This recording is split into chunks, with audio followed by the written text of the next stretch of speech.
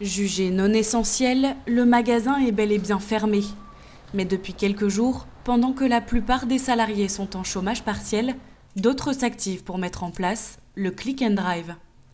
Les magasins Avomark de Sarreguemines et Sarralbe, ainsi que le magasin offensif de Sarreguemines, reprennent du service dès aujourd'hui.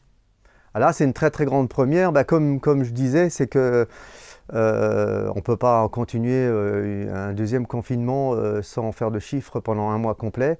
Là, ça va être trop difficile, donc on s'y lance. Moi, j'ai un peu plus de mal, mais mes jeunes, eux, ils sont très motivés. Donc, c'est vraiment une nouveauté, tout à fait. On avait un site internet il y a des années.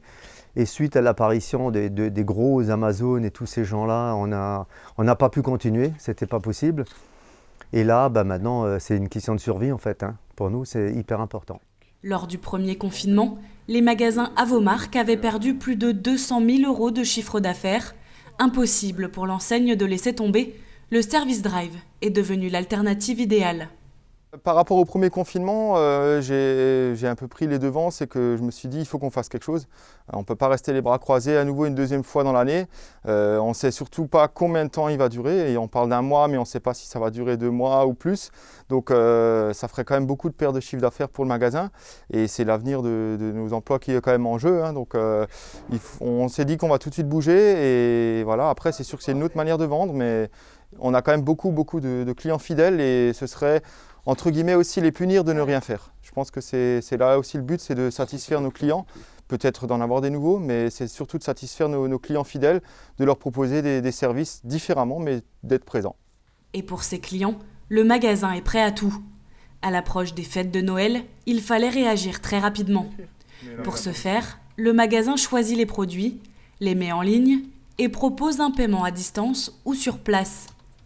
Une fois le panier validé, les clients se garent devant le magasin où les vendeurs viendront déposer la commande directement dans le coffre de la voiture. Pour les piétons, il est possible de venir récupérer son panier à l'entrée du magasin. Un fonctionnement très différent pour l'enseigne. Déjà, on prend un peu exemple sur ce qui est fait ailleurs.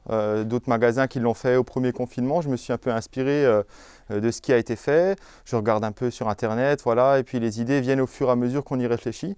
C'est vrai qu'on n'a pas l'habitude de faire ça du tout. On fait des fois des petites réservations à droite à gauche au courant de l'année. Mais là, c'est vraiment une autre manière de vendre et de faire du chiffre d'affaires pendant cette période compliquée. Cette période compliquée aura sans doute de lourdes conséquences économiques pour les petits commerçants. Sur le web, la concurrence est rude. Mais face aux géants d'Internet, leur premier atout reste avant tout la relation client.